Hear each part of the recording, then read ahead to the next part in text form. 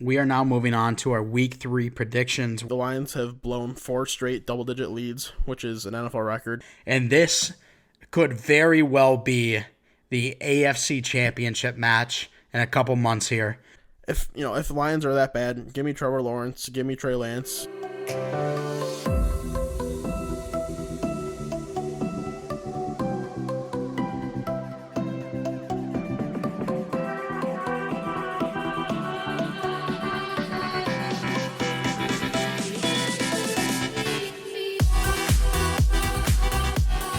Hello, everyone. Welcome to the WNP podcast. I am your host, Mike Mitchelson. Joining me today, as always, my co-host, Chase Crawshaw. Chase, how you doing?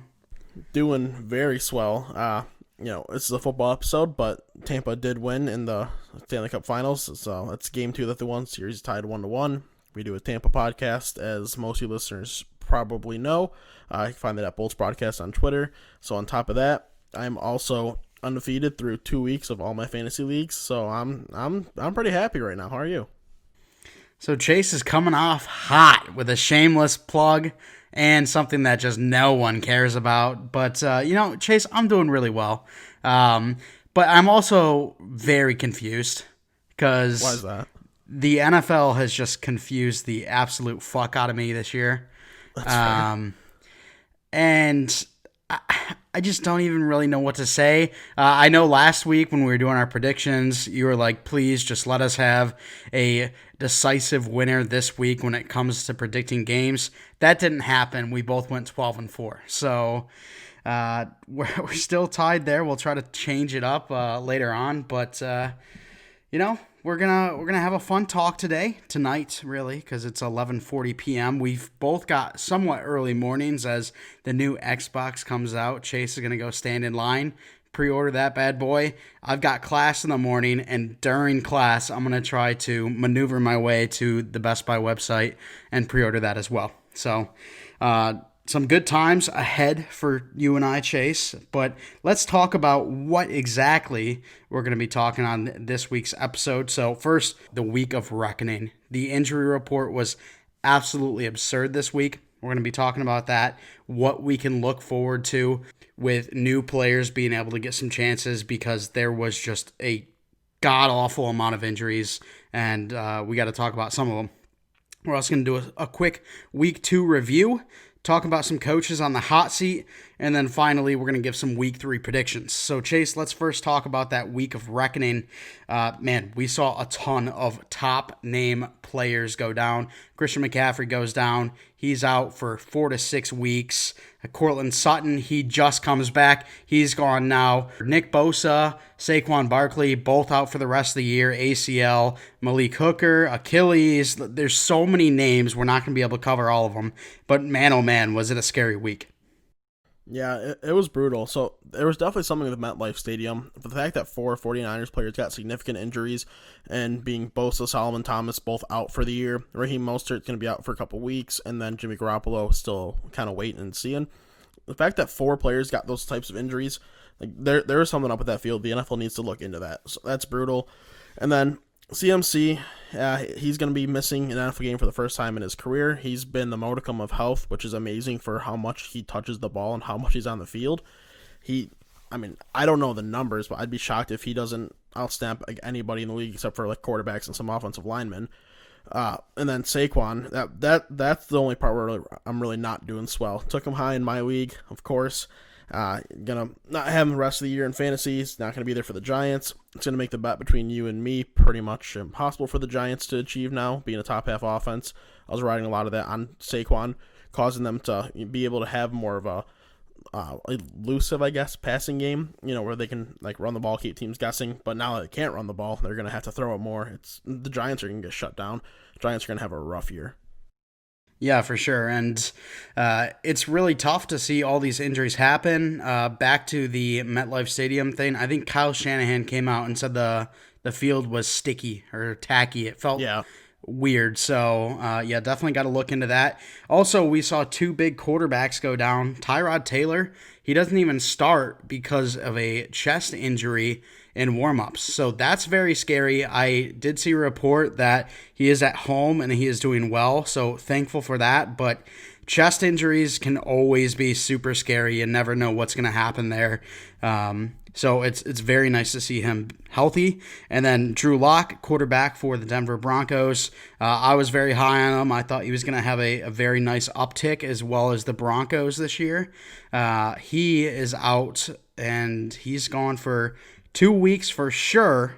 They're going to do another evaluation after those 2 weeks, but my initial hearing was 2 to 6 weeks. So they will be getting him back most likely around that week 8, week 9 time period, but you never really know. So I bet he comes back in the shorter time frame. I think the team will still find a way to be semi-competitive just because they're like, even with Von Miller out, there's still some aspects of the defense I like. It's still a young offense. They could find a way to compete, and so I would guess they try to bring him back a little early, which could be the wrong move. Who knows? You could hurt it more, but yeah, I lean towards maybe like the 2 to 4 week range. It's going to be so hard though with the Broncos, and I am one of those people that said the Broncos were one of my sleepers. I think I had them at either 9 or 10 wins sneaking into the playoffs. They lose Von Miller for the season. They now lose Courtland Sutton for the season. Aqib Talib was injured. Philip Lindsay injured. Drew Lock injured. You just have so many bad injuries on this team that it's going to be hard to compete. So I'm hoping they can still compete, but honestly, I am not putting much faith into them for at least the next couple of weeks because they have just been brutalized by these injuries. That's fair. All right, Chase, we now talk about a week 2 recap.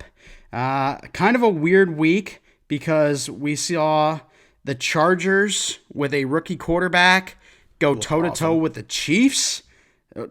That was weird as hell. The Sunday night game was one of the better games we've seen all season. The Eagles looked terrible against the Rams. The Atlanta Falcons choked their biggest lead they've had since the Super Bowl against the Patriots. It was a wild week that was started off by the Bengals getting absolutely smoked by the Browns. The score was 35-30. That doesn't reflect the game because one of those touchdowns was pretty much garbage time for the Bengals. It was a smoking. Baker Mayfield actually looked good. I'm not sure what happened to this Bengals defense because they looked phenomenal against the LA Chargers in week 1, but they just got fucking smacked. Weren't they missing Geno and Sam Hubbard or someone, or Carl Lawson, one of the two? They were without Geno Atkins and Mike Daniels, who are 1 and 3 D tackle on the depth chart. So obviously, it's a massive difference. Yeah, obviously Nick Chubb and what's his name, Kareem Hunt, we're gonna have a big day. But we didn't have Geno Atkins for game 1 either, and we were pretty good. So I don't know. But it looked bad. It's fair. It did look rough. Like the defense is still, they're trying to figure it out. It's a pretty young defense. But comparing the Browns offense to the Chargers offense, give me the Browns offense every day of the week. I mean, just as a personal talent in terms of Keenan Allen and Mike Williams, give me those two guys over OBJ and Jarvis personally. But the quarterback and the running backs, it's just not even close, and the tight ends as well too. I think I'm going to give that benefit to Cleveland. So it's it's not a surprise to me that Cleveland scored like they did. Baker looked solid because he was able to rely on his offense playing so well. But the Bengals, they just got to keep growing as a defense. You can't I predicted this team, doing pretty well just based on kind of the weakness of the AFC, how I thought it was going to be this year. But you can't be surprised if they end up only getting 5 wins or something on the year because they're still just a rebuilding team. I mean, I expected them to be around that 5 to 6 range. Yeah, I know you. But yeah, it's tough because even though you expect them to be 5 or 6 wins, still watching them lose hurts. But we did see Joe Burrow set the record for attempts without an interception. 61 attempts on the game, 37 completions, over 300 yards. Had 3 touchdowns through the air, or was it 2? Yep. 3 touchdowns through the air. He looked good, but looked great. He still doesn't have that connection with AJ Green. AJ Green had 13 targets, only 3 receptions. I saw a lot of people taking shots at him. He's looking old.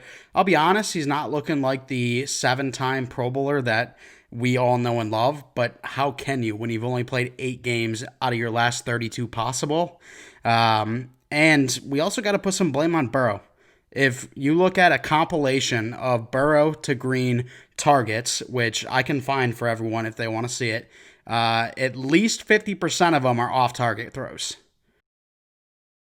Yeah, it's something that they're gonna learn as season goes on a little more. It does not help not having that preseason. Can't really play too much game situation without that. AJ Green isn't like a receiver that Burrow's ever had. He's a bigger dude, like a physical receiver, not extremely fast, and he's like Burrow's had a lot of faster receivers in his whole collegiate career. When you're looking at Jamar Chase and Justin Jefferson, Terrace Marshall, so it's just gonna take a little bit of time to understand that guy. He's if he's throwing him downfield, he's overthrowing him by a couple yards because he expects a little bit more speed. That's something that a young quarterback should be able to figure out, and just give him a couple more weeks, and I think the connection's gonna look way better. It better, or else he's getting shipped off. AJ over Burrow. Yeah, I'm sure. All right, Chase, let's now talk about. Do we want to talk about your Lions now, or do you want to leave it till later and we can kind of move on to the next segment after we talk Lions? What are your thoughts? Nah, I don't give a shit. Let's just get it out of the way. All right, Lions, Packers, a 42-21 smacking by the Packers. They had a double-digit lead there for a second.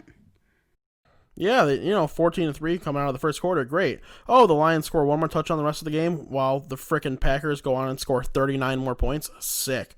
So Matthew Stafford, he looked solid. He went 20 for 33 with 244, 2, and then an interception. The interception was brutal. It was a horrible throw. I know he was getting defended by our friends, but I don't know. I disagree. But moving on. Aaron Rodgers, he only had to throw the ball 30 times. He only went 18 for 30, 240 yards, 2 touchdowns. So he had an average day, but it was the Aaron Jones show for the Packers.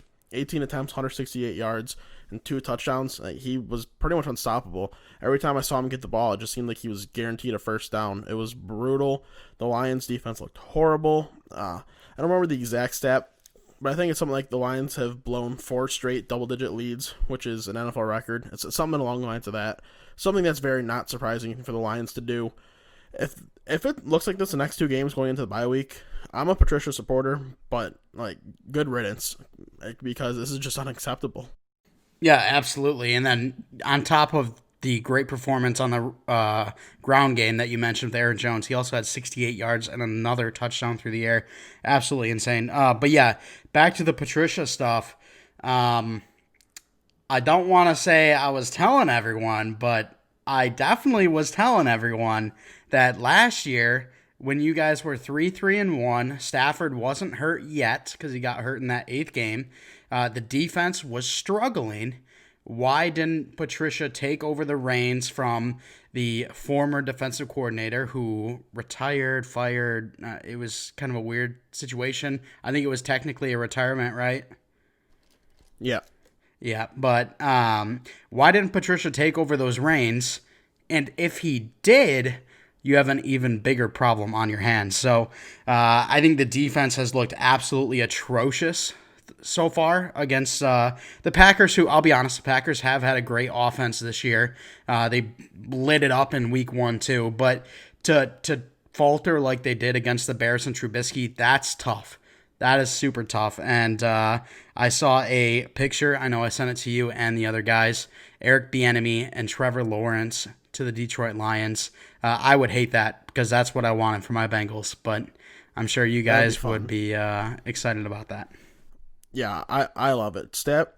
Graham's still going to want Stafford on this team no matter what. But if this team has a 3-4 win season, I don't care. It's not going to be Stafford's fault. But too bad. It's time to change shit up because it's just been the same thing in Stafford's whole tenure. You show signs of competitiveness and then you just drop back down. Show signs of competitiveness, drop back down. And we haven't come back up since the drop down a few years ago.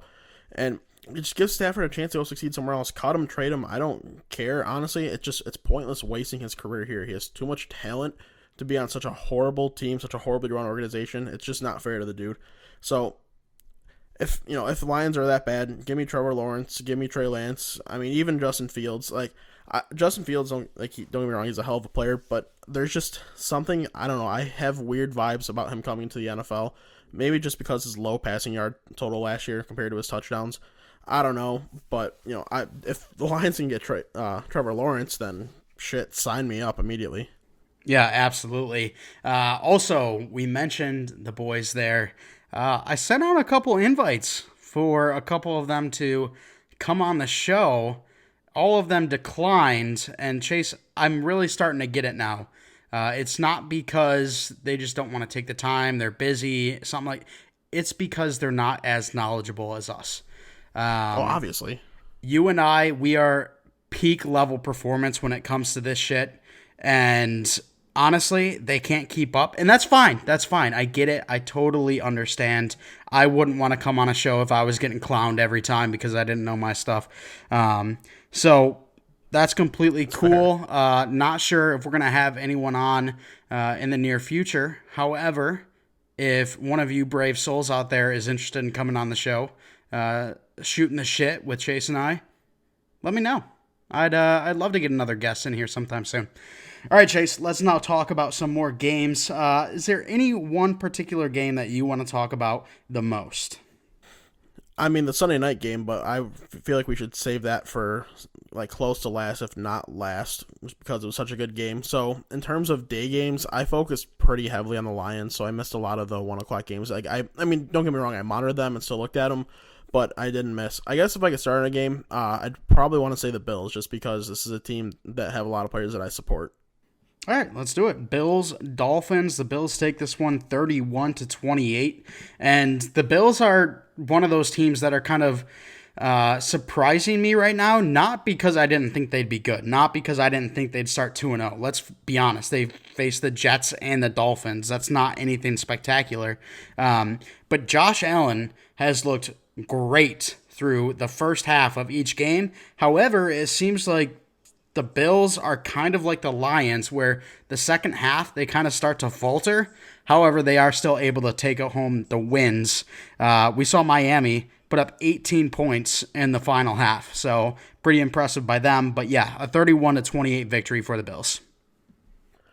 Yeah, so I just want to start with Josh Allen. Don't get me wrong. When I call him elite or in any way like that, I'm talking in terms of fantasy. I talk a lot in terms of fantasy because it's a big factor in like our friend group's lives. We're in multiple leagues together. But Josh Allen is starting to show signs that maybe he's figuring it out in the NFL as an actual passer. The dude's got over 70 completion percentage on the year. He has no interceptions. He has 6 touchdowns. He just threw for 400 yards. I don't remember the exact number. 417 is the exact number. So he started week 1 setting a career high at 312, and then week 2 breaking that career high, setting 417. He's looked great as a thrower. He's not, he has his misses, like a quarterback like him is going to have, but he's cleaned up a lot of his throws. He looks better on deep balls. He's hitting, more targets.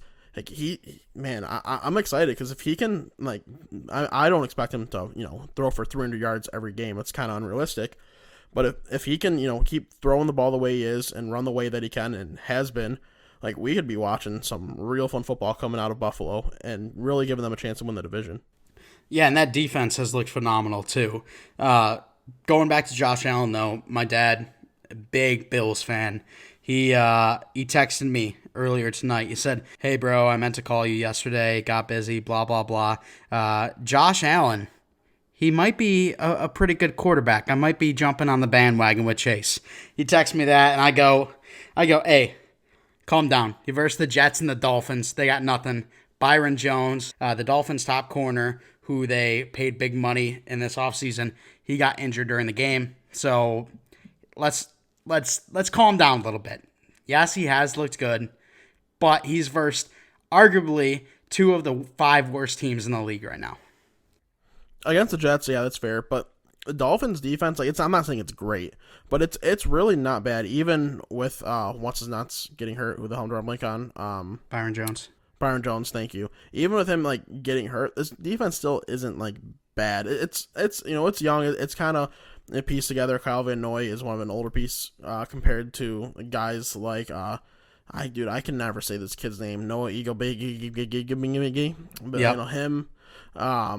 Like he's looking solid so far. So like this team, like this Dolphins team, like this defense, if they can kind of figure it out, Brian Flores proves to be the coach that we think he can. They can do some more damage down the road in the season once the defense can kind of figure it out together. But Josh Allen, he's looking good. I don't know who their Week 3 matchup is, but I look very forward to it. It is the Rams, so going against a guy like Jalen Ramsey, Jalen Johnson in the backfield, I look very forward to that. Yeah, and the Dolphins won't be a top 16 defense this year. They not Chase, top 16, but they can figure it out. Like Chase was saying, they've got a lot of good young players, but not top 16. That's why I say calm down on the Josh Allen train. Just because, yes, he has looked great, but who's he playing? And yes, I think that Rams game is going to be awesome. Chase, I don't know if you've looked at the matchups for Week 2. It's going to be tough. Legit, I already did my predictions. There was like 4 or 5 games where I just had no clue who to pick. So we'll definitely be getting to that soon. I wanted to quickly mention a couple games. The Buccaneers, they beat the Panthers. We kind of expected that. Brady still not looking amazing. However, Leonard Fournette did look amazing for the Bucs. Who knows? People that drafted him high in fantasy, he may take that starting job. And I really think he needs to. Ronald Jones sucks. Ronald Jones is trash, dude. He's not an NFL running back. You look at him and he falls down. He is the weakest runner I've ever seen. He's fast, sure, and he's got some talent if he can get in an open field. But what running back doesn't when they get into an open field? Kalen Ballage, maybe. That's about it. But yeah, Leonard Fournette finally, he got his opportunity. Didn't really get one in Week 1, but he did look really good. Getting 2 scores on his 12 attempts for over 100 yards. I would not be surprised if he's kind of given the reins going into Week 3. Shady McCoy factored into the passing game a little more, as he should. They could have like a very, if they want to run all 3 guys with like Ronald Jones even getting some attempts too. I'm perfectly fine with that. Give Fournette and Jones the groundwork, and then Shady McCoy on those passing downs. And this offense, they could get it done because Brady needs to be able to throw in those intermittent routes. They can't throw the ball downfield too much anymore. And yeah, this backfield, coming into this week, coming into Week 1, I should say, there was a lot of questions on what they would do. And I mean, there still is going to be questions going forward, but I think those questions are at least semi-answered with how Fournette played. Yeah, absolutely. Fournette, how do you go for over 100 yards and 2 touchdowns, only 12 carries? That's insane. And I think that game was the first time that we have seen him look like his LSU self in a long time, and I'm very excited for that. I'm excited to keep watching him.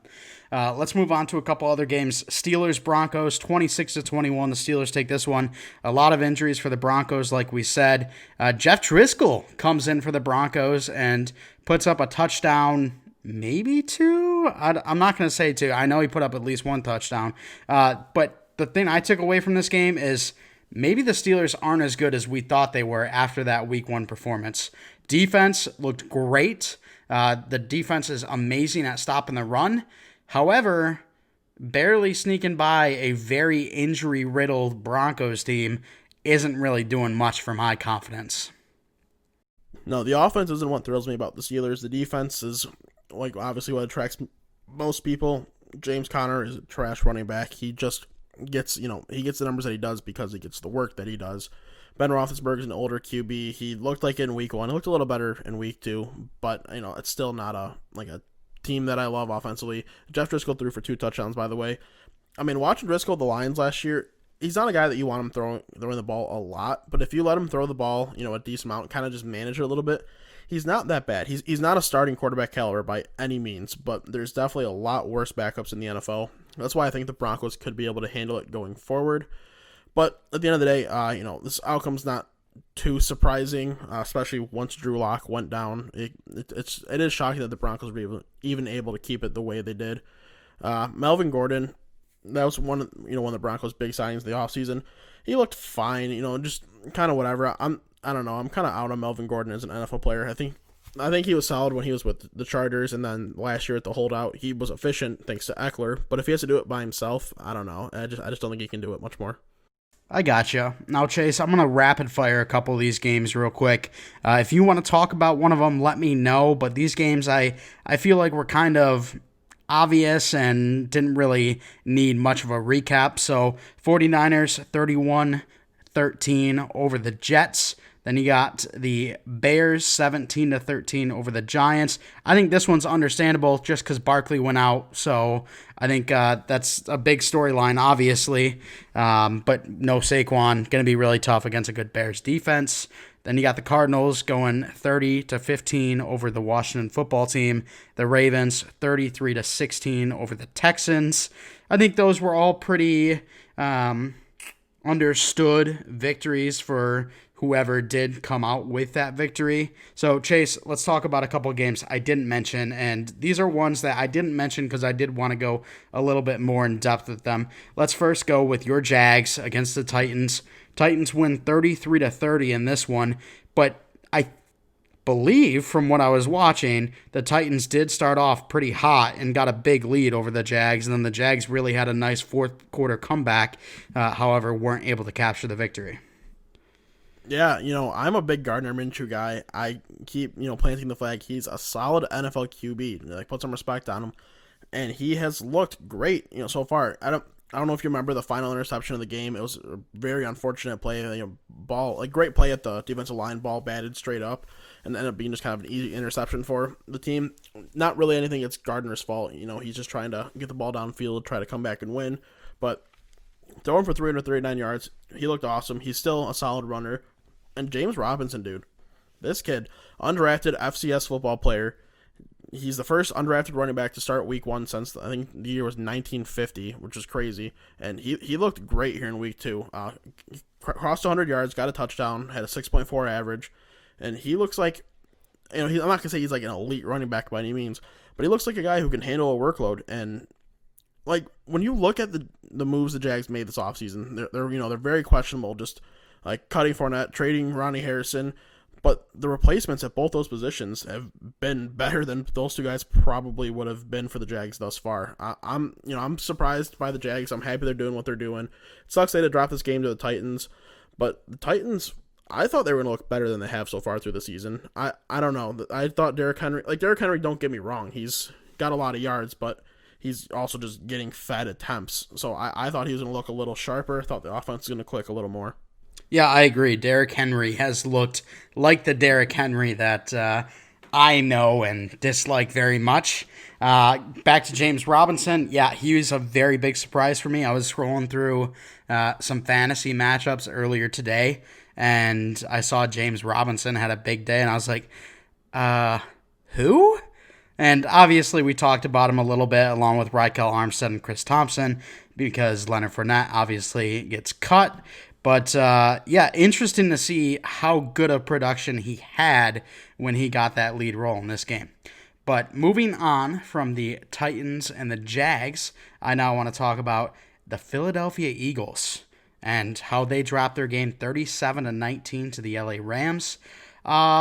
Is this because the LA Rams are real, or is it because the Eagles are fakers? What do you think? It's kind of both. So the Rams are better than I expected them to be. I thought the Rams were going to have a rough year, but they have looked as a whole better than I thought they were going to. They looked good against the boys. They looked good against the Eagles. And the Eagles, they're struggling. Their receiving core is still in shambles. Miles Sanders was definitely still playing a little injured. Ended up getting in the end zone there at some point. It was closer to the end of the game. He had almost 100 yards. He looked solid, don't get me wrong. But the receiving options on this team were just so weak and depleted. Carson Wentz, can't really trust any of his receivers enough. His most trusted receiver is Zach Ertz, and I think Zach Ertz is a declining player anyway. And then this offensive line is just brutal. Carson Wentz gets no time to throw the ball. He got sacked 8 times against the football team, as we remember in week 1. So it's a little bit of both. It's the Rams being a little better than I expected them to be and looking pretty good offensively, even with their running game just being so questionable, not questionable, but so just unknown with injuries. And Darrell Henderson all of a sudden great this week. Next week it'll be Malcolm Brown.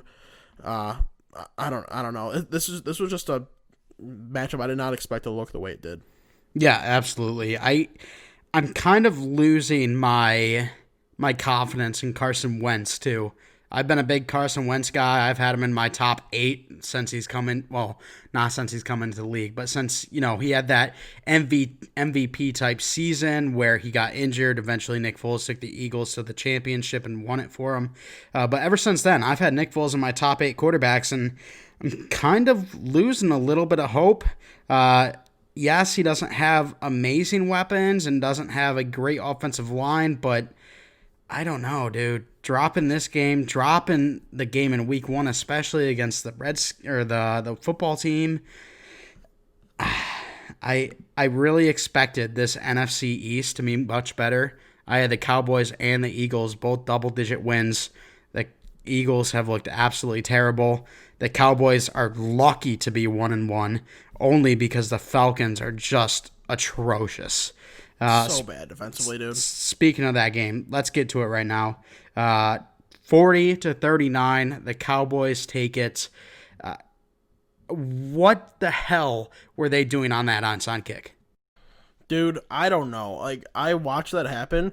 I don't remember who the Falcons player was. It might have been Hayden Hurst, honestly, because I know they go with the hand team on those onside kicks. I'm pretty sure it was Hayden Hurst, but if I'm wrong, sorry, Hayden. But one of the guys, he clearly could have had the ball, but he just kept watching it bounce. He's like, no, let it bounce. I think he's waiting for it to get kicked out of bounds or some shit.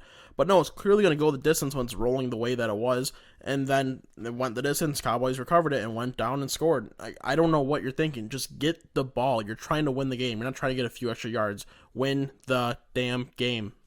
It felt like the Falcons had their money on the Cowboys. Like, it honestly felt rigged. There were five different Falcons players right there, right where the ball was rolling. Grab it. There was one guy who he kind of got lost in the camera lens. I don't know if it was earlier or later on, but you saw him backing up out of the view of the camera, backing away from the football. And then when it crossed the line, you obviously see the Cowboys players jump for it.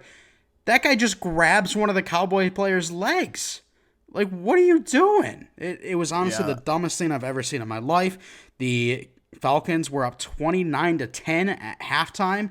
They blow that lead 40-39. The Cowboys are 1-0 when Andy Dalton makes an appearance in game. I think he's really the biggest difference maker when it comes to this Cowboys team. But I don't know. It's so funny because, like, Dak did not look good in this game. He had 450 yards, didn't have an interception. He went 34 for 47. But throwing the ball, he just did not look good. He was not making great decisions. He just didn't look sound. But he got 3 rushing touchdowns. So, fantasy-wise, that saves his day. And then the Falcons' defense just being shit. It might be one of the worst defenses in the league. They just seem to collapse every opportunity they get. It let Dak, do what he did at the end of the game. I don't even know what to say anymore, dude. It's just pathetic. Yeah, this is exactly what I'm talking about. The NFL has just confused the absolute shit out of me, and I don't know what to make out of it because it's just so unexpected. Speaking of unexpected, Blake Jarwin, he goes out with a season-ending injury in week 1. Dalton Schultz is then figured to be the lead guy when it comes to receiving out of that tight end core. He had a big day. 9 receptions, 88 yards, a touchdown on 10 targets. That is adding him to an already stout receiving core with CeeDee Lamb, who put up over 100, Amari Cooper, who put up 100, Michael Gallup, who put up 58 in this game.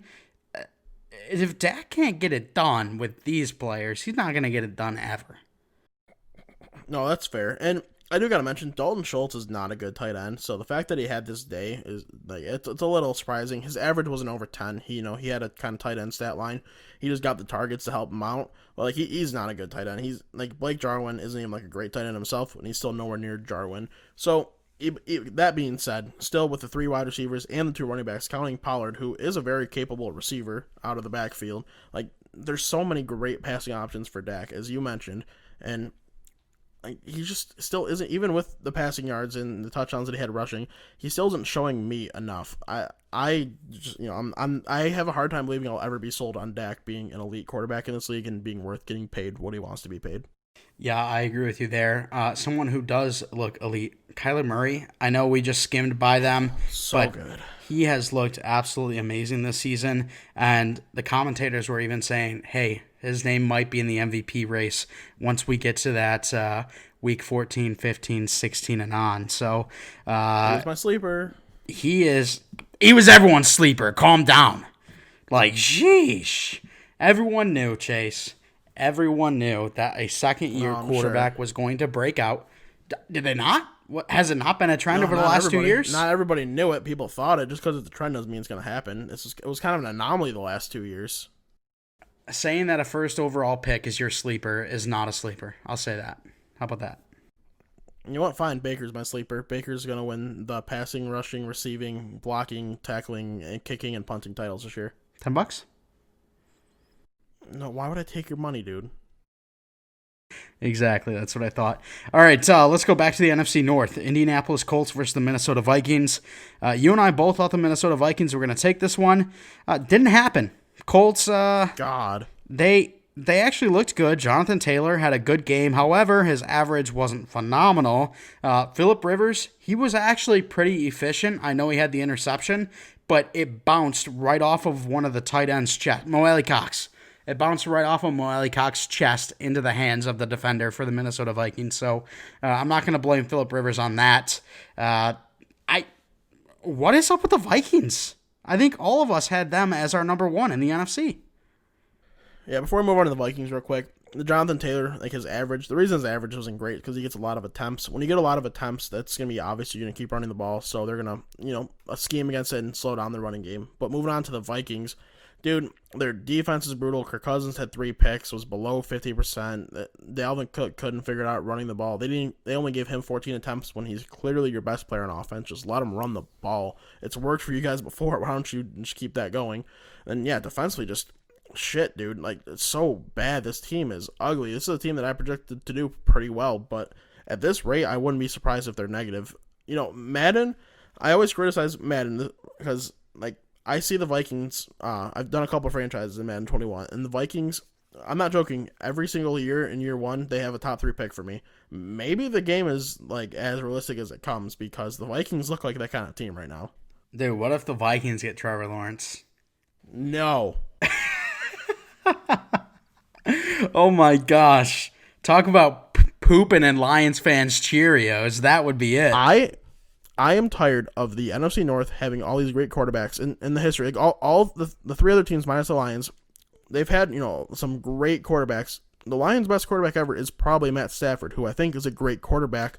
But if he's your best quarterback ever when your franchise has been around for as long as the Lions have, that's kind of sad. So if the Vikings, the Packers, or the Bears get a quarterback like that, I don't even know what I'm gonna do. I might just kill everybody. You absolutely disgust me. Are you kidding me? You're out here complaining, oh, Stafford's our best quarterback. That's so sad. Our division rivals have such great... Go look at the frickin' Bengals, dude. We frickin' had Andy Dalton. There's a scale named after him. They had Carson Palmer, too, who was a hell of a quarterback, No. even though he didn't want to play there. No, look at his numbers. I think he only made the Bengals have also... I think he only made the Pro Bowl like 2 or 3 times in his career with the Bengals. When he moved on to the Arizona Cardinals, he was phenomenal. When I'm talking about the whole history of these franchises, the Bengals have not been around nearly as long as the 4 teams of the NFC North. That's kind of part of the issue. The Lions have been around since before the Super Bowl era, since long before the Super Bowl era. This team's been around since the 10s or 20s, if I'm not mistaken. So this team, the fact that Stafford's their best guy, and it took him 100 years to get that, and he's not even like a Hall of Fame guy, is sad. I don't know, guy. That disgusts me. I'm sorry that you got to deal with a franchise People won't quarterback. disagree with me, so... I'm sorry that you you have got Joe Burrow. Good for you, dude. I'd rather Joe Burrow than Stafford right now. I'm sorry that you have to deal with a franchise quarterback and Matthew Stafford. Some of us can only handle starters. We can't even get a star. We can only get a starter. The Bengals have Joe Burrow, who's going to be a superstar. He's only played 2 games. Yeah, but he has all the traits of a superstar quarterback. The only thing he doesn't He's have got a is big the arm. rocket arm. He's got a big arm. You don't need a rocket arm to be a superstar. He's got Drew amazing Brees, athleticism. Dude. Yeah, he does, actually. No, he does not. Dude, if you compare him to most past NFL quarterbacks, yes, he does. He's a great runner. He's not Lamar Jackson. He's not Michael Vick, but he's one of the better running quarterbacks in the league. No, he's not. Josh Allen's better. Yes, he is, Kyler's dude. No better. shit, Josh Russell Allen's better. No Wilson's shit, Kyler's better. Lamar No shit, Jackson's Russell's better. Aaron Rodgers is better. Aaron Rodgers is not better. Yes, he is. No, he's not. Yes, he is. He's not. Do you not know peak Aaron Rodgers? I'm saying right now, Aaron Rodgers is a better runner. I'm saying peak Aaron Rodgers was Okay, better. if you want to talk about peak, then sure, but I'm talking about right now in the NFL. Dude, the thing is, you talk about how he's got great athleticism. He doesn't. He's a step above He Baker. does. He's a step above Baker. So watch the plays that he makes in college and in the pros for. He has great athleticism. Oh my gosh, watch the play. I'm not going to watch the college plays. And he had a 23-yard run where there was no one in sight except for one player who got blocked by a center. He does not have all of the traits. He does not have all of the traits to be a superstar. I can't wait to be right. I won't be mad at all if he's a superstar, but to say he's got all of the traits to be a superstar is just asinine. He's got slightly above average athleticism and not a rocket arm. How is that all of the traits? Dude, Drew Brees has neither of those things. Yeah, and no one was saying he had all the traits to be a superstar. He happened to become a superstar. He has the Drew Brees traits plus better athleticism. No, he doesn't. Yeah, I can promise you he will never be the most accurate. He will never even be a top 5 most accurate quarterback of all time. Well, no shit. That's something that's like, you can't predict that for anybody in their rookie year, but he's got very similar skill set, and if you disagree, you're just wrong. I can't believe that you would rather Joe Burrow over Matt Stafford when Matt Stafford has been phenomenal for the Lions and the only reason the Lions have won so many games. At this point, going forward, yeah, give me Burrow without a doubt. He's a younger quarterback who I think has a higher ceiling than Stafford does. Stafford's added ceiling because the Lions have hampered that so hard. Stafford had a crazy high ceiling, but the Lions destroyed it in him. It's not his fault. I think if the Bengals had Stafford right now, they'd be 2-0. Maybe. It's a rookie quarterback. All right, Chase, I can tell you're heated. Let's move on to the next game. Chiefs, Chargers, another rookie quarterback. Justin Herbert doesn't know he's starting until 5 seconds before the kickoff. He comes in, plays absolutely phenomenally, going head-to-head with the best quarterback in my mind in the NFL, Patrick Mahomes. Goes head-to-head with him and looks great. Has over 300 yards, 1 touchdown, 1 interception. You can't really ask for a better rookie performance. No, not at all. And his interception, it was kind of a boneheaded play. He should have ran the ball there instead, but he could have probably picked up the first down, but he threw the ball. It's something those are types of mistakes that he made as a college player, and that an NFL coach should hopefully be able to work out of them eventually. And hopefully that can happen soon. But Anthony Lynn, I like you, but I'm starting to not like you. The fact that you want to, after this performance, you want to say that Tyrod's your starter going forward once Tyrod's good to go. Like, that's a joke. Herbert was a 6th overall pick for a reason. Dude's got talent. He looked great, not being prepared at all to be the starter. He didn't throw with the ones at all. He didn't warm up with the ones. Literally, as the ball was being kicked off, he told, "Hey, yeah, you're going to go play this whole game for us." And he didn't skip a beat. He looked phenomenal. Looked good as a runner, too. He didn't run the ball a ton, but he ran it 4 times for 18 yards and a touchdown. And he was looking just good, moving around. I don't get why the hell you would want to go away from that. This team's really not that great anyway. They're 1-1. They beat a Bengals team, that has a weak defense and a rookie quarterback in week 1. And week 2, they're playing the Chiefs. And the Chiefs, the only reason that it was as close as it was is because the Chiefs weren't firing through the first 3 quarters. Patrick Mahomes finally figured it out and looked great. Still hasn't lost a game in his career in the month of September. But if the Chargers actually go back to Tyrod once he's ready to go, I'm going to be pissed. I agree. I think it's stupid. The passing game was 10 times better under Justin Herbert than it was Tyrod Taylor. They could have easily gotten a win if it wasn't for Harrison Butker. My gosh, the ball's on that kid. He goes 3 for 3 in kicks. However, the game-winning kick, he goes ahead, takes the kick 53 yards out, nails it. Oh, wait, there's a flag. False start. Move him back 5 yards. Goes, takes the kick, 58 yards, nails it. Oh, wait, a timeout was called by the Chargers. Okay, he's got to come up again.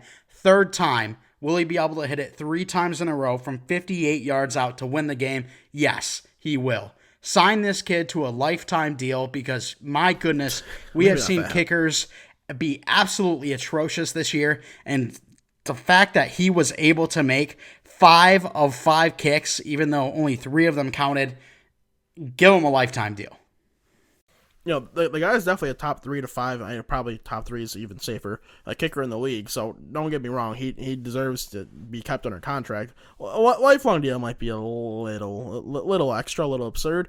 But yeah, he came in clutch for this team. The fact that you can just drill those kicks like all in a row, have those ones not even matter, but to still be so ice cold. That's the kind of kicker that teams dream about, and teams really struggle finding. And we've seen it so far through this year. Teams struggle with kickers. In previous years, teams they don't want to commit to a kicker. They want to sign them for cheap, save the money for elsewhere. Where really you're saving $1 million, maybe $2 million a year. Just spend the money on the good kicker. It makes no sense to me. It's such a crucial part of the game. If you look at any team that's had bad special teams, they don't do well and they don't go into the playoffs.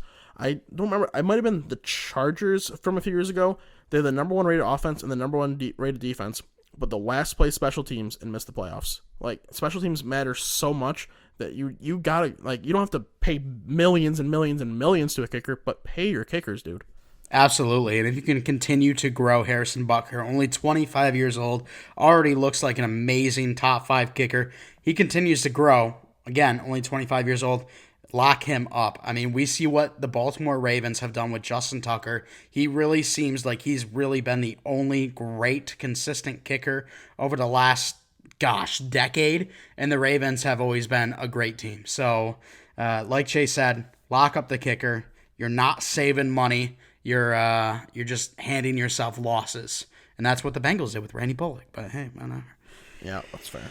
All right, Seahawks, Patriots, 35-30. A phenomenal goal line stand with the clock running out. Cam Newton gets stuffed by the Seahawks. They take this one 35-30 to put them at a 2-0 record, while the Patriots, a very respectable 1-1 record. And my goodness, has Cam Newton looked good this year. I can't wait for Cam Newton to lead the league or set the league record, for rushing touchdowns in a year. He's on pace for 32 at the moment. He's got 4 in the year. He's literally like a fullback linebacker running at you, and he's a quarterback. Like the play to Jacob Johnson in the end zone, where they faked that running play that was working for them on the goal line, and then he threw it instead. The fact that Bill Belichick hasn't been able to do anything like that. I mean, I know he doesn't really run the offense, but a Bill Belichick Patriots team, I should say, hasn't really been able to do anything like that because Brady's not going to confuse assignments that way. But with Cam Newton, this, I had a feeling this team was going to be fun to watch, and I'm a little more excited about them than with Brady.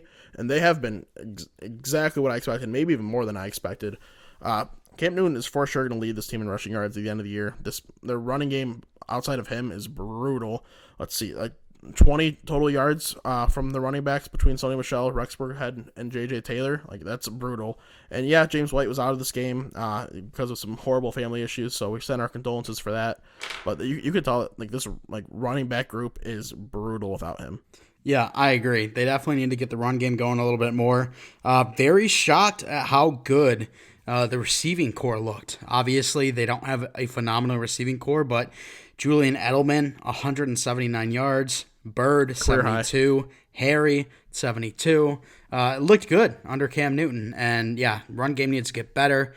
And Chase, both you and I predicted the Seahawks to take this one. We're correct.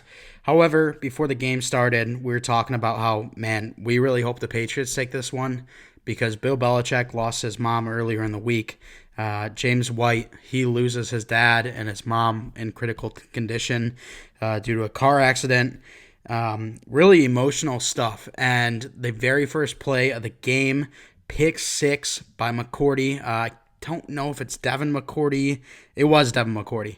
I get the twins mixed up. But Devin McCourty, twins, fair. Pick 6. Once he runs into the end zone, he goes right to a camera, goes 2-8, we love you, and then started celebrating with the rest of the team. And that's something that really just pulls on the heart. I was hoping the Patriots were going to take it. Seahawks did. I wasn't too upset because I predicted that, but a really nice game by the Patriots. And if they weren't versing one of the better teams in the league. I think they could have taken it.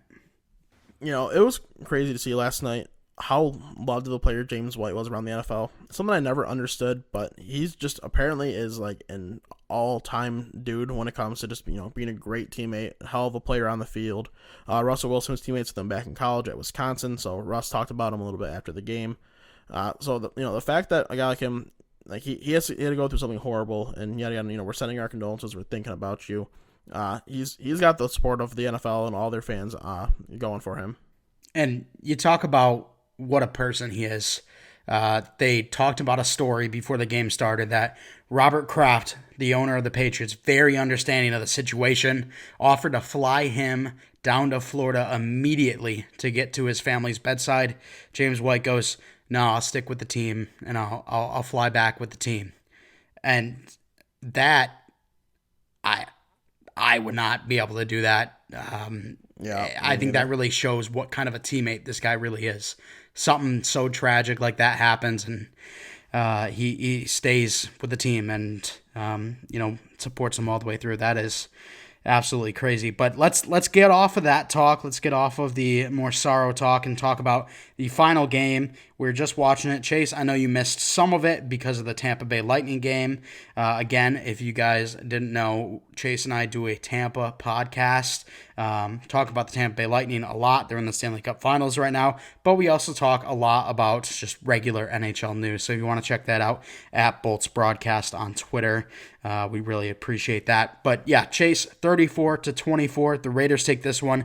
This was the first game in Allegiant Stadium, and oh man, does it look beautiful. Yeah, John Gruden keeps calling this place a Death Star, and once it got pointed out that the Death Star blows up and you probably don't want it to be, he says, "No, I don't care. It's still being called the Death Star." I thought that was a funny little quote. The place did look really awesome, though. It's these two new stadiums between that and SoFi. They're both beautiful. That's something great with NFL stadiums. They can really be made to be great things. I don't remember seeing the scoreboards, like the screens above the field at all in this game, to be honest, because of how half I was paying attention. But in SoFi, for example, how the screen just goes all the way around, that's so cool. That's something that's not really doable in a lot of other sports venues. You can try to get a way to make it work, but it really just doesn't.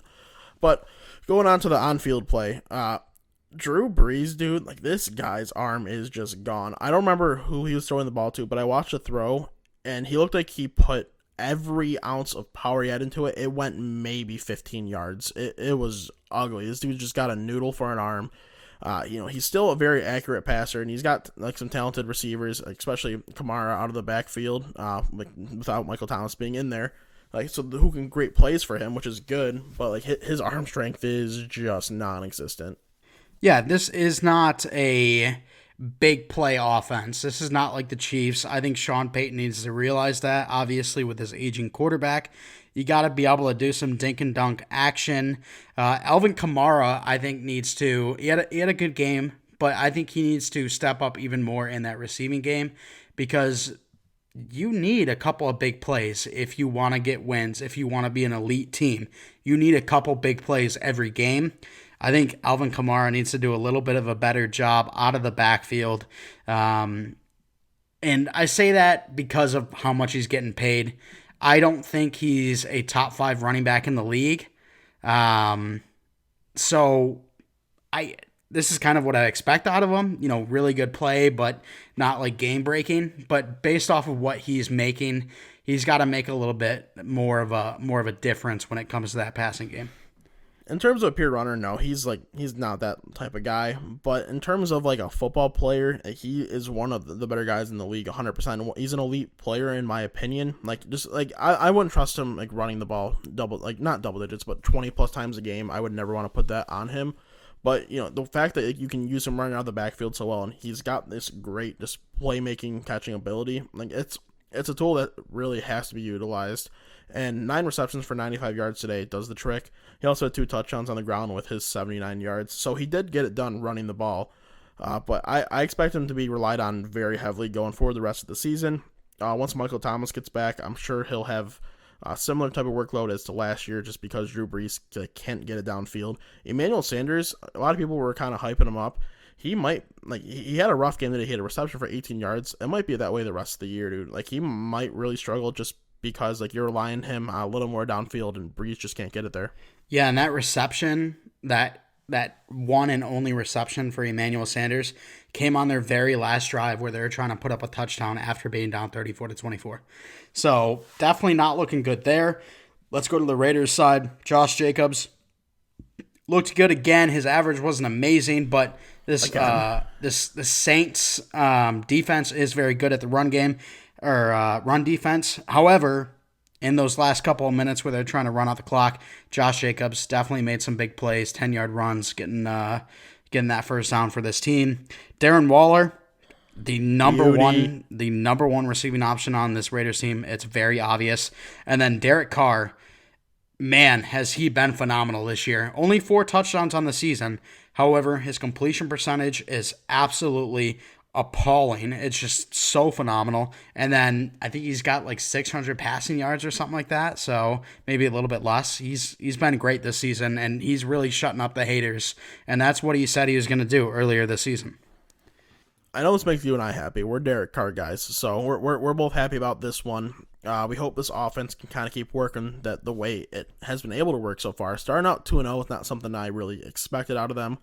To be honest, I picked the Raiders to win this game. I did it because, like, let's have some diversity, maybe create a little bit more of a spread. If I get it wrong, like, obviously I thought the Saints were going to win because they are just a better team on paper. So I would have not been that heartbroken if they would have won because I kind of knew what to expect. But the Raiders ended up pulling out, and, we end up finishing even on the week because of it. So, I'm happy about that. Derek Carr, as you mentioned and just talked about a second ago, he did look great. And it's 2 weeks in a row that Josh Jacobs has gotten a super heavy workload, and the average has just been so low because of it. I don't imagine his workload being this high. I can't picture him getting like 25 touches every single week. I'd expect it to get down into like the mid to upper teens going forward as they can get the passing game a little more going. Once Henry Ruggs, pretty much Tyreek Hill, is like actually fully healthy. He was kind of an iffy decision tonight. Once he's fully healthy, ready to go, he'll be a lot more of a factor in the passing game. And I think this passing offense, as well as this rushing offense, like this team could do a lot more damage than I expected them to. Yeah, I agree. And with the Broncos as beat up as they are, the Chargers kind of iffy with who they're even going to have playing at quarterback. Who knows? This Raiders team could jump to that number 2 spot. And I think both, you had them at 3. I had them at 4. You had no faith in the Chargers. I had a little bit more than none. But Chase, quickly, before we start talking about some coaches, Allegiant Field, SoFi Stadium, what do you like better? Just because I haven't seen what the screen looks like in Allegiance, I'm going to go with SoFi just because I love that screen so much. It's like the coolest thing I've ever seen in a stadium. Okay, now, would you be willing to pay the extra $3.2 billion for SoFi over Allegiant? See, that's where it gets a little lofty. I know, like, you want to say a part of that is because it's in LA, but at the same time they're building in Vegas, which is still not an expensive, not a cheap city. But like LA is a little more expensive, in Cali, so the cost being up makes more sense. But being up that much, that might be a little far fetched. Isn't that crazy? $1.84 billion for the Raiders' new home, and then $5 billion for the new LA stadium. I honestly like Allegiance better. I really like the all black exterior. There's some pictures showing that at the top on the side of the building, there's some glass openings which are super cool looking. I love the all black seats. Just the whole feel I absolutely love. However, the one gripe I do have with it is it's a grass field. It's not a turf field. So little weird there. I thought, we're getting away from the grass fields, but the Raiders wanting to keep their grass field apparently. So I have no problem with the grass field, because like turf, like there's different types of injuries happens on both type of fields, which is why like teams go more towards turf anyway because it's going to be more sustainable. But like for example, those injuries that happened in the 49ers game, when those happen on a grass field, there's obviously still a chance, but with the way the players were complaining about the field, they wouldn't really complain about that in a grass field. It would have been, like just a normal grass type of feel. So I don't know. I don't have any issue with it being grass. So, but at the same time, like I do really like the way that it looks. Like you mentioned the all black, it looks awesome. I flew when I went to Vegas. That was last summer. Now, I flew over as we were like landing. Flew over the stadium being built, and I was like, "Holy shit, this place is gonna be awesome!" And it definitely did not disappoint. Yeah, absolutely. And I think I just prefer turf because of the visual aspect of it while you're watching on TV. It's a little bit of a brighter green, looks a little nicer. But at the same time, it's a dome. They don't have to worry about rain flooding the grass rather than, turf not really getting flooded. So they don't really got to worry about that. I understand it. But let's now move on. Coaching, Chase. We got a couple on the hot seat. Let's get to the obvious ones first. Adam Gase, get him out. He's terrible. Leave Dude, immediately. he's so bad. Like people, like I don't remember who the hell said it, but I remember reading the report. Like someone said that Adam Gase is a great offensive mind. Like fucking L, dude. Holy shit, funniest thing I've ever heard. Yeah, when I have Peyton Manning as my quarterback, I'd be the greatest offensive mind ever. I'd say, hey Peyton, just go out there and play football. And he says, okay. Peyton calls he calls the formation, he calls the routes, and he just throws the ball, and it's like, holy shit, I'm a genius. And no, Adam Gase literally just stood there. I guarantee you, Adam Gase made a play call with Peyton, and Peyton went out there, changed everything, got a touchdown. Adam Gase is like, wow, look at me, I am so SMRT, and turns that into 2 head coaching jobs, and he's so brutal. Like, if you did not see with the Dolphins that he was garbage, I don't understand how you miss that. And then he goes to the Jets, and this Jets team looks fucking terrible. I know they had guys opt out, which makes a big difference, but they look fucking horrible. They look so bad. Get this guy out now. And it looks like Sam Darnold's regressed too, which hurts me because I love Sam Darnold. But he is so bad. He needs to leave immediately. And I talked in our first episode before week 1. You mentioned that if it's a bad season for them, they could look at moving on from Sam Darnold. I said, well, they got a new GM in there. I think they move on from Adam Gase. However, the GM loves Sam Darnold. I think Sam Darnold stays for another year or two with a new coach to try to make it work. Well, with the regression we've seen from Sam Darnold, in my opinion, because of Adam Gase and because of the lack of weapons on this team, he could be out. And that absolutely sucks because I think he's a good enough quarterback to be a starter, and I just think the pieces around him have been so terrible. They've failed Sam Darnold. He's a guy, if he goes to another team, he'll get the opportunity to start because he's shown enough flashes where like he can do it, and there's definitely teams out there that believe in him. So if the Jets do decide to move on, like if they finish last place, you have to take Trevor Lawrence. Like whoever finishes last place, I don't care who your quarterback is, you just have to take Trevor Lawrence. He's just too good to pass on. So at that point, you got to look elsewhere. You got to be like, all right, Darnold, we can keep you around, or we can try to trade you, and I mean maybe even cut him. That'd be stupid to cut him. I'm sure they'd look for a trade partner, and they'd find one somewhere, and Darnold would go and probably have. I don't know if he'd be like great, but I would not be shocked at all if he had some success because the dude's got talent. The dude knows the game. He's just stuck with Adam Butthole Eyes Gase. Absolutely, Adam Gase, you're fired. In terms of WNP, Dan That's Quinn. all that matters, by the way. True. Dan Quinn, Atlanta Falcons, another huge choke under his coaching regime. And you know what? I'm going to say it. Dan Quinn, you're fired if it was up to me. If he didn't turn it around the way he did last year with that team, he would have been gone in the offseason. But he found a way to figure it out. He started kind of taking more control of the game himself. So I'm a wait and see here. Like the team, like defensively, they look so bad. Their defense is so bad, and they've got some talent defensively, but it's not like a top 5 talent or any shit like that. But they've got enough talent where they can make it work, and they haven't made it work yet. But I'm still on a wait and see. Give him obviously a couple more weeks. He's not getting fired anytime soon. The only way he gets fired is if they go like the next 3 games and lose like 60-10. And that's just not happening. That's not realistic in the NFL. So he's going to ride out the season, but by end of the season, especially if they're not a playoff team like I predicted they could be, he's for sure gone. And it's such a shame because this offense is so fun to watch. It's just the defense they do them no favors. Yeah, absolutely. I don't I don't know, dude. Since that Super Bowl loss in, geez, what was it, 2016, 2017? It's been a That was while. a while ago. Uh, Yeah. since then, the Falcons have been pretty trash. I don't even know if they made the playoffs. They might have made it once, but they have not been a great team since then. And I think it's all because Dan Quinn is not not great. But No, that's fair. let's now move on to your boy Chase. You know, you and Graham, you were coming out in the summer saying, "Hey, Matt Patricia, give him another year. He's gonna turn it around this year. He's struggled so far. Are we ready to move on yet?" I would not fire him going into week 3. No, I like it's very very concerning. I think other than Adam Gase, who's a lock to be fired by season's end at some point, it happened during the year, maybe not, who knows. I think Matt Patricia is like the next guy in line for that type of change. He he's been head coach of the team for 2 years. They have not shown enough signs. Last year when Stafford was healthy, they looked solid. They looked like an improving team, but the defense still should have been better.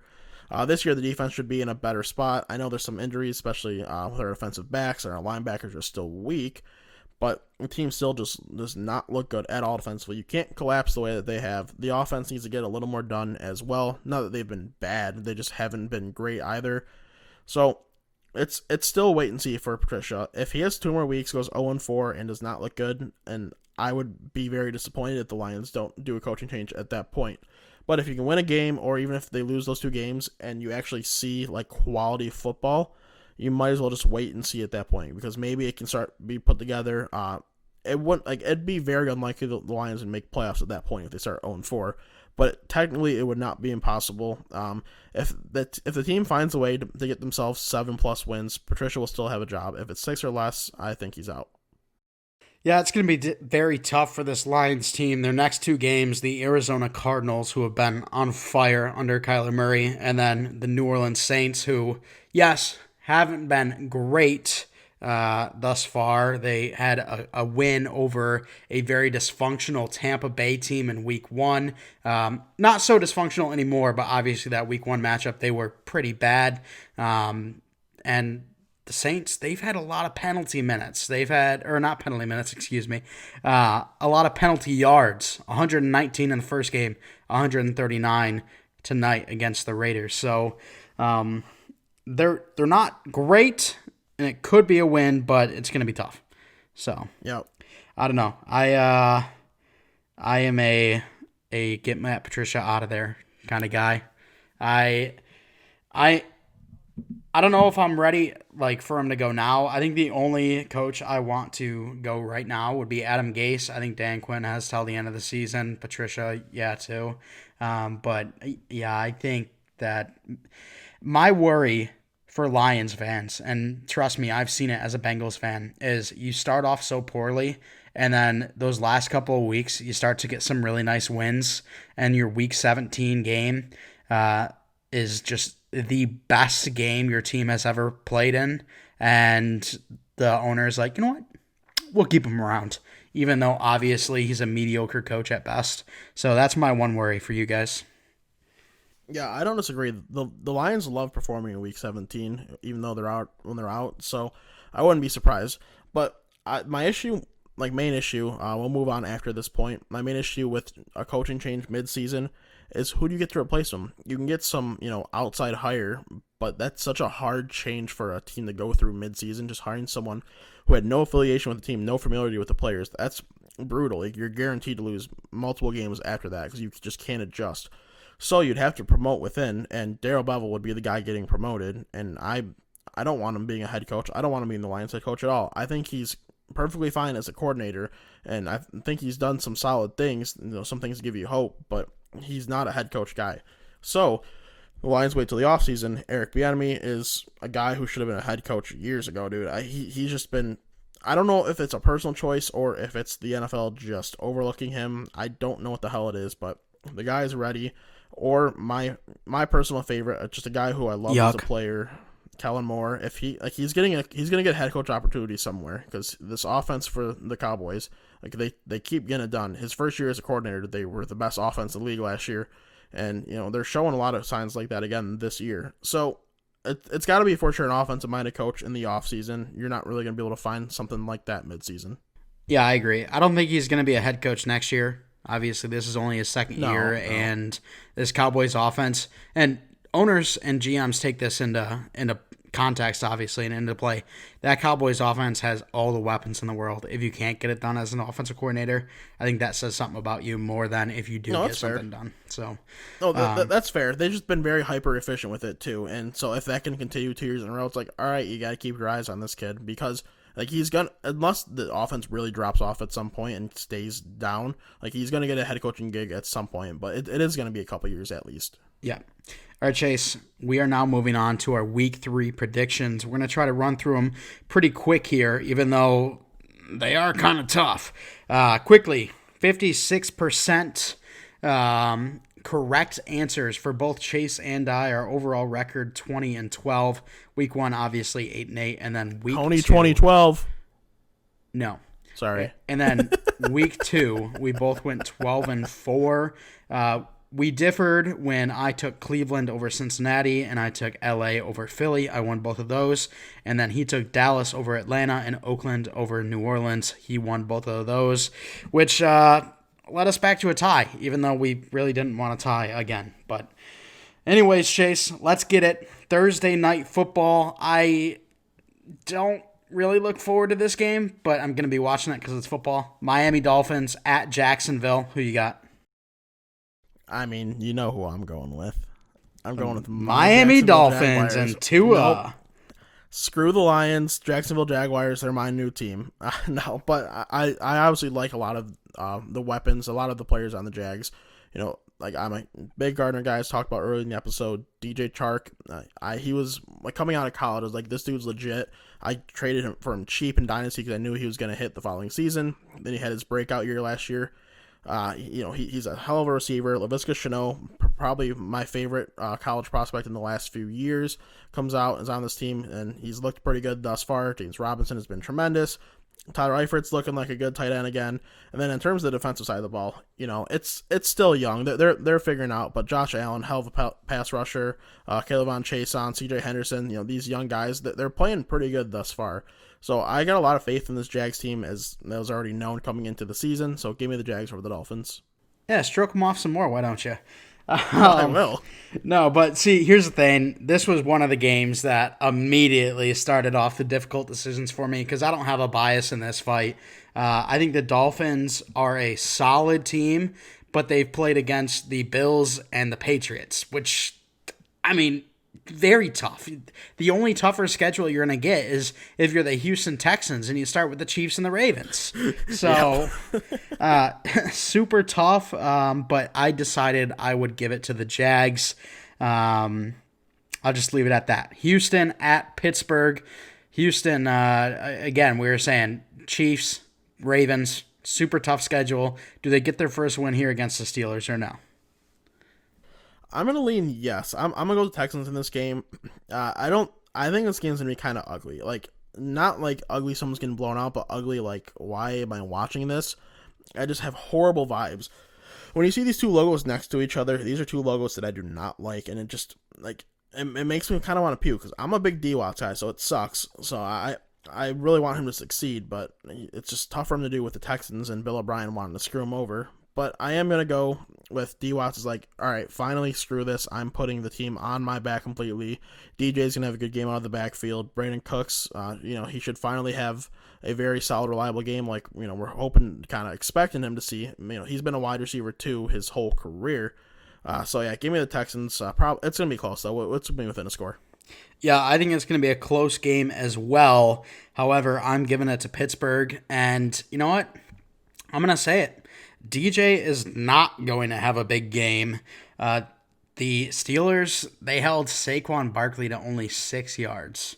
And then they held the Broncos rushing game to only 104. The multiple backs in that system, obviously. But I think this run game is too good. I think if they can shut down DJ, they're really going to shut down the whole team because who else does Deshaun Watson have to help him? So that's why I give mine to Pittsburgh. I think the run game is going to be absolutely atrocious on both ends just because the better run game has to versus the better run defense, and the Steelers' run game is just ugly. I hate it so much. Yeah, James Conner is very icky. Very icky. All right, Chase, your Cincinnati Bengals versus my Philadelphia Eagles in Philadelphia. Who you got? You know what? I'm gonna keep picking the Bengals till they win, especially. Oh my gosh! Especially since the Eagles looked so bad, dude. Like they look like they're struggling, and it's not gonna be like a close. It's not gonna be like a great game. I mean, I think it's gonna be a closer game. I think we're gonna see some kind of ugliness in terms of the defensive aspects of the game. But I might as well go with the Bengals. Burrows looked solid through his first 2 games. Hopefully he can continue. Maybe build a little bit of rapport with AJ Green coming into the week. You know, you got to remember, his second game of the year was on a shortened week because they played Thursday. So they got a little more time to rest, evaluate. Maybe they can figure out a couple things. I'm really hoping to see this offense click a little more going forward, get Joe Mixon going. And I think this is an opportunity where it can get done. Like I said last week, I would absolutely love that, but I am not putting my money on it, that's for sure. I'm going with the Philadelphia Eagles in this one. And Chase, I just want to say that if the Bengals lose this one, and then week 4 comes around where they play the Jags, I'm not sure who you're going to pick in that. Let's not spoil it right now. We'll wait till next episode. But if you do happen to pick the Bengals in week 4 and they lose that too against the Jags, then I'm just going to stop doing these predictions because you're obviously going to be the curse at that point. But yeah, clearly it's me. Obviously. But now we move on to San Francisco at the New York Giants. I went San Francisco on this one. Both absolutely brutalized by injury. However, I think Saquon is like 90% of the Giants team, where I think Bosa and Solomon Thomas and Raheem Mostert, I don't know if he's going to be playing or not. I think they're probably like 40% of their team. So Mostert won't play. But it's the Niners in this game. The Giants, I don't predict them. Like, if I could go back and do my playoff predictor and change, knowing Saquon's going to be out, I have the Giants having a rough year. I would take back my bet with you, but, it is what it is. I don't remember if we put an injury stipulation on that at all or not, but regardless, it's going to be the Niners in this game. You look at their injuries, you're like, wow, these 2 great defensive pass rushers, they're gone. This could be a good game throwing the ball, could be a good game running the ball. Well, the receiving options for the 49ers or for the Giants are solid, but they kind of struggled. Sterling Shepard's going to be hurt. Golden Tate is, nothing but an aging slot receiver at this point. Darius Slayton's a big play guy with drops. Evan Ingram likes to get hurt and be inconsistent. And then their best player, Saquon Barkley, is done for the year. So this Giants offense is going to heavily struggle in this game, even though the 49ers are depleted defensively. And it'll be a pretty handedly win for the Niners.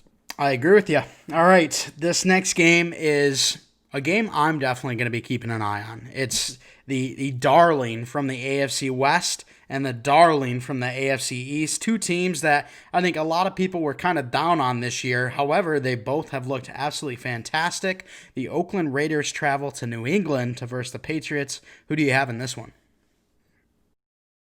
Man, I'm going to go with the Patriots.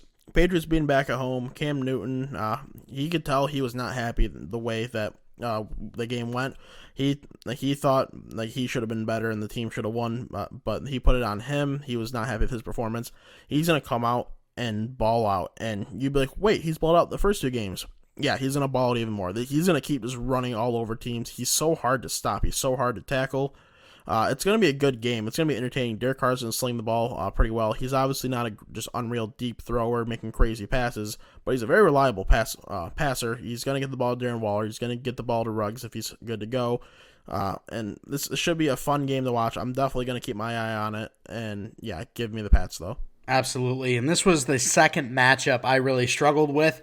I did eventually lean towards the New England Patriots because when I was looking at it, I'm like, man, both of these teams have looked really good through their first couple of games. I was like, man, New England almost took out the Seattle Seahawks. Who do I think is better, the Seattle Seahawks or the Oakland Raiders? The Seahawks by quite a bit. So that's why I took the Patriots in this one. Next, we go all the way over to Minneapolis as the Tennessee Titans are versus the Minnesota Vikings. Who are you taking in this one? So this game, it's it's going to be interesting to see. Will the Vikings rebound after their horrible first two performances, especially this last week that just happened? I'm not so sure. I'm going to go with the Titans in this. Tannehill, he's a solid QB, nothing unreal, but he's definitely very reliable. Derrick Henry is going to get all sorts of touches. It's not gonna be an ugly game. It's not gonna be an enjoyable game. It'll just be a football game. It'll be something that it's worth watching enough. You're not gonna hate watching it, but you're not gonna come out and be like, oh wow, that was great. You might see a couple plays here and there that stand out to you, but Titans are gonna win this. I agree. I took the Tennessee Titans as well, and I gotta expect Minnesota's gonna get a win here soon. At some point they're obviously going to. The team's like not that bad, but they're just going to keep losing. So this very well could be a game that they win. It could be because Derrick Henry also has not looked amazing, but it just came down to Kirk Cousins for me. He's looked terrible this year, so I went with the Titans, and it's just tough because I don't know if everyone on the pod knows, everyone listening to the pod knows, but I used to be a big Vikings and Randy Moss guy back when I was like 6. And then when he got traded, I was 8. And that absolutely destroyed my life. Then I became a Bengals fan. And honestly, that ruined it even more. So I'm hoping that the Vikings can turn it around, but I got Tennessee in this one. Next up, Washington football team against the Cleveland Browns. I took Cleveland in this one. However, I think it could be closer than what people think because honestly, Washington, everyone thought they were going to be a bottom 3 team. They're 1-1 and didn't look atrocious against the Cardinals. No, they could have looked better against the Cards, but they didn't. Yeah, like it took them a while to get going, but they started kind of figuring it out there and towards the later end of the second half. This game will be a game that the Browns win. I think you'll enjoy watching it though. I think you're going to enjoy the pass rush of the Washington football team. They're going to get to Baker a couple times, force him to throw a couple balls, but I also feel like this is going to be a game where Nick Chubb just goes off. I'm a guy who, like, Nick Chubb is an unreal talent, but I always try to temper my expectations with Kareem Hunt there, but I have just a feeling that Nick Chubb is going to be a 100-plus yard game with a touchdown or two. Yeah, I think Baker comes back to life or comes back to normal expectations with this game. I think Washington football team is definitely going to get a lot of pressure on him, something the Bengals couldn't do, which is why he looked so good. But yeah, like I said earlier, I'm going Cleveland as well. Next up, another game where I had a tough decision. The LA Rams, the Buffalo Bills. Both teams have looked very good this season. Who are you taking? And these are your two. These are like your second and third love outside of the Lions. They are, and I think this is the game the 1:00 game that I'm gonna watch mainly over the rest. I'm gonna keep an eye on the Patriots and Raiders as well, of course, like heavily.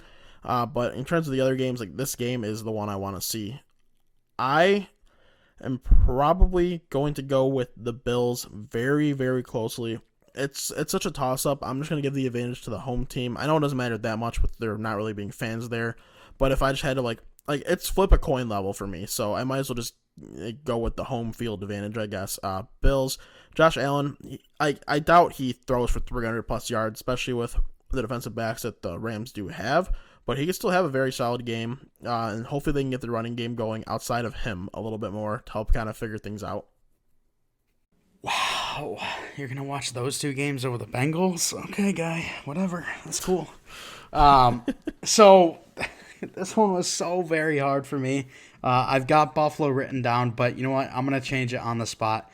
We're going to change it up just a little bit so we can differ a little bit more. I'm going to change mine to the LA Rams.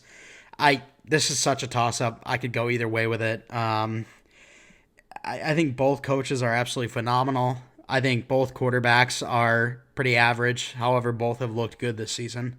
Run game, I'm up in the air with both of them. The Bills have 2 running backs. The Rams now have only 2 with Cam Akers being injured. But yeah, I don't know. It's so up in the air. So I'm just gonna go opposite of you. LA Rams.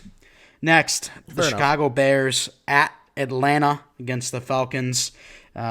This one was hard for me just because I picked Atlanta, but after last week, I swore I would never pick Atlanta again, but I'm going to do it anyways, so it's probably going to bite me in the ass. This is by far the worst game in the 1 o'clock slot. Nothing even comes close. It's going to be just brutal. We're gonna see still solid offensive output from the Falcons, but their defense is so bad that they're even gonna make the Bears' offense look good. So I'll just go with the Bears to be different. Might as well. I'd rather go Falcons, but dude, how can I? I don't know how I could.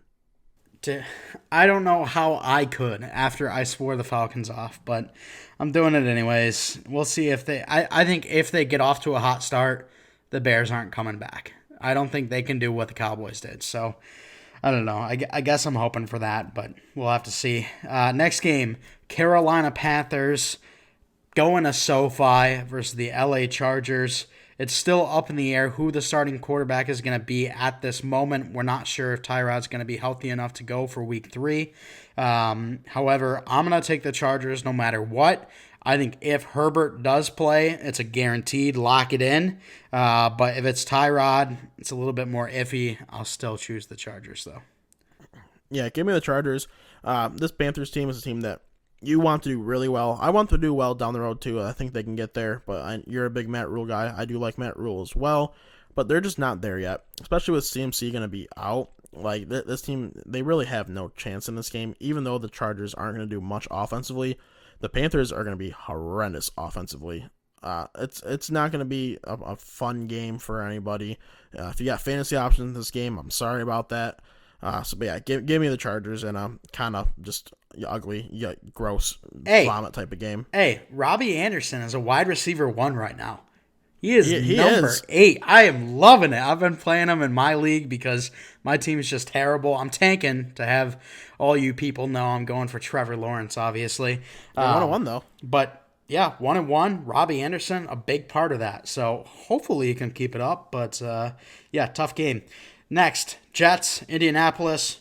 Indy, write it down, mail it, put your whole life savings on it. It's not going to be close. Well, I mean, it might be close, the actual game, but I think there's a 0.0000% chance that the Jets win.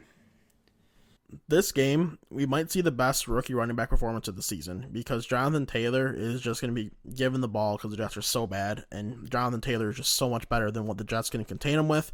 He's just going to run all over him. He's going to truck their dudes, he's going to break tackles. He's going to look fantastic. And the passing game isn't even going to have to be that involved. They're going to throw a few passes.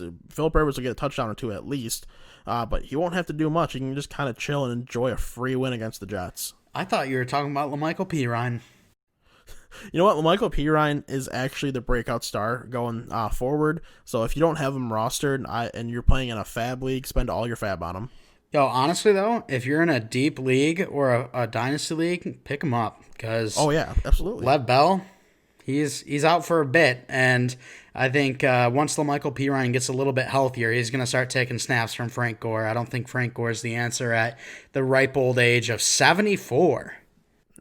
No, dude, Frank Snore is definitely way done. He is a boring dude to watch. He is just he keeps on going. Good for him, honestly. He can keep doing what he loves for so many years at a position that you're really not set up to do that. So good for him.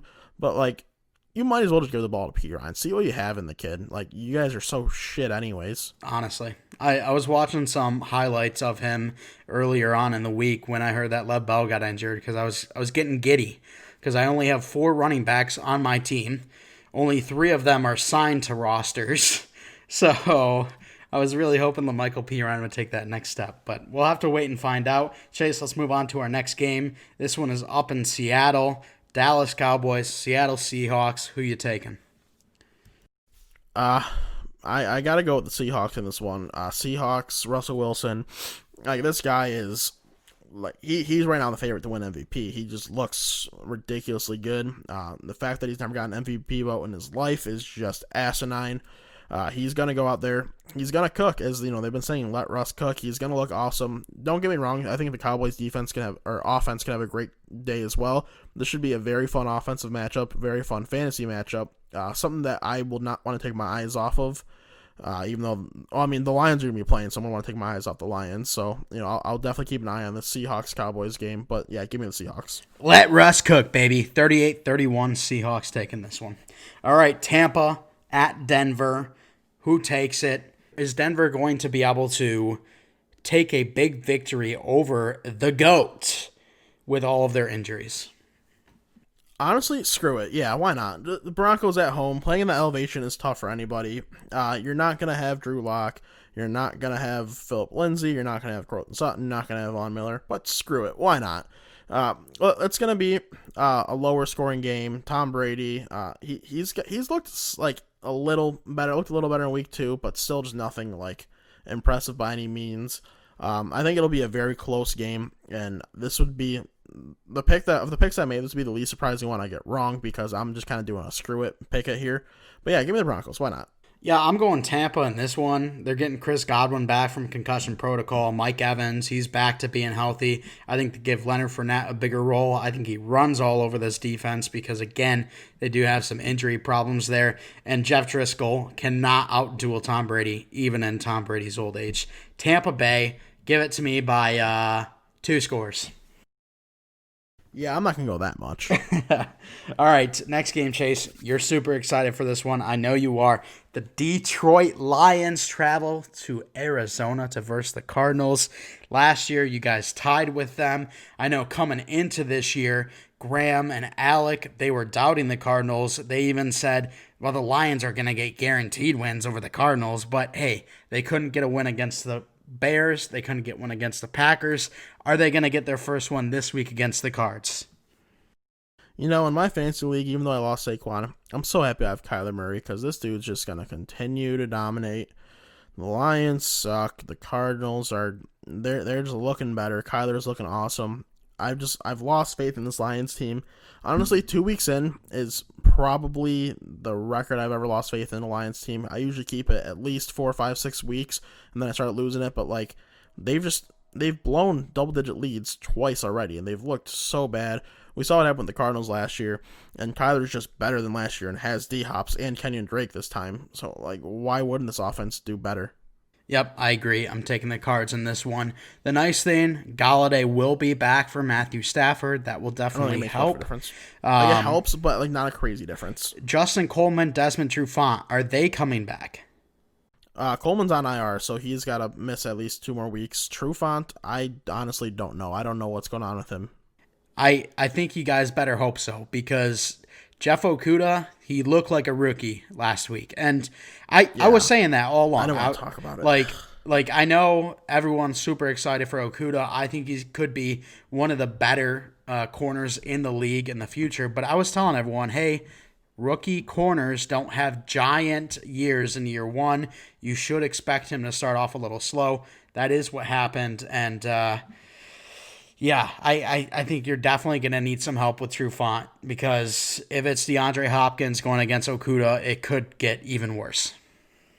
No, that is fair. And if you want to compare Okudah to some other rookies in his range, if you want to compare their PFF grades for what it's worth, Derek Brown, Isaiah Simmons were pretty much exactly the same. So don't say Okudah was the wrong pick. Give me Simmons or Derek Brown. No, shut up. Okudah was the right pick.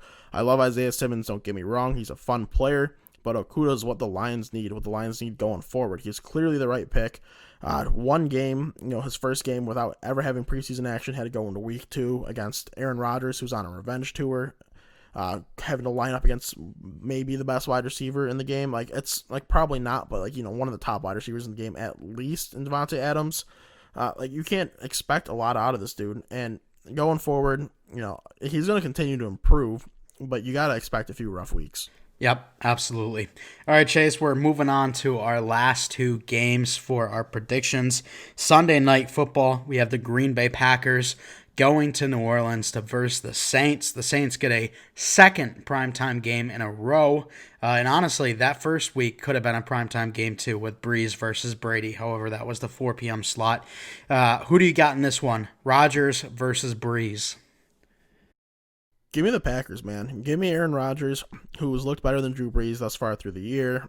Aaron Jones looking great. Aaron Jones has looked better and better every year in the NFL. He's obviously an inconsistent type of guy. You saw that last year. but he's got some huge playability, and I think he's going to do it again. The Saints defense, a lot of us thought, I thought it was going to have a pretty good year, but they don't look that great. They don't look that special. I don't know. I know part of it is COVID. We expected defenses to struggle, but I thought the Saints would still be better than it has been. So give me the Packers, probably by a score, maybe like 10 points, but not like 14 or anything. Yeah, I agree. The Saints definitely have not looked special on offense or defense, really. Their defense looked solid at the beginning of the game against the Raiders, but it really fell apart when Derek Carr started slinging the ball downfield. I go Packers as well, and now, Chase, we move on to Monday Night Football. And this could very well be the AFC Championship match in a couple months here. The Kansas City Chiefs at the Baltimore Ravens. This just tops off one of the better weeks, probably the best week of football that we have seen thus far this year. It's a phenomenal week. The 1 o'clock games are great. Some of the 4 o'clock games are awesome. And, KC Baltimore on Monday night, you can't get better than that. Who are you taking? So I mentioned earlier, Patrick Mahomes, he's never lost a game as a starting quarterback in September. Is the anticipation until now? No, they're gonna win. Sorry, the Chiefs are gonna win this game. I think it's gonna be really fun. It's gonna be really close. It's a tough one for me to determine because I do really love the Ravens offense, and their defense only got better in my opinion from the last year. But Patrick Mahomes, dude, if I have an opportunity to put my eggs in one basket with it being Patrick Mahomes, it's gonna be Patrick Mahomes. It's hard to go against that guy. The only other guy that match up against him I'd consider going for instead is Russ. I agree. However, this is the regular season, so I'm taking the Baltimore Ravens. I think when they do, not if they do, but when they do match up in the AFC Championship, I think Kansas City takes that one. However, regular season, KC didn't look all that great against the Chargers last week. Give me the Ravens. They have been basically flawless this year. They lose Tavon Young to a season-ending injury, which is going to be tough, but their secondary is still just phenomenal. So I'm taking Baltimore in this one, and I like that a lot. Let me count how many differences we got. We got 1, 2, 3, 4, 5, 6. Damn it. I was really hoping we were going to have an odd number, so we would definitely be different. But hey, it was a tough week. So 6 differences really doesn't shock me because that's how good some of these matchups are going to be this week. But that'll do it for the episode. We want to thank you guys for coming out, giving us a listen. Chase, thanks for being on the show with me and making me look so good. Yeah. Mm-hmm. So, again, thank you guys for coming out and giving us a listen. If you want to stay up to date with all that we do, you can follow us at WNP Sports Pod on Twitter. We also have a Facebook and an Instagram. I will make sure to leave those links down in the description. They'll be in the description of both the YouTube and all of the audio-only versions of this podcast. If you guys are on YouTube, if you would give us a like, subscribe, comment, and make sure to hit that bell, we'd really appreciate it. If you guys are on any other audio-only version of this podcast, if you could rate us 5 stars, that would be absolutely amazing, and we'd really appreciate that.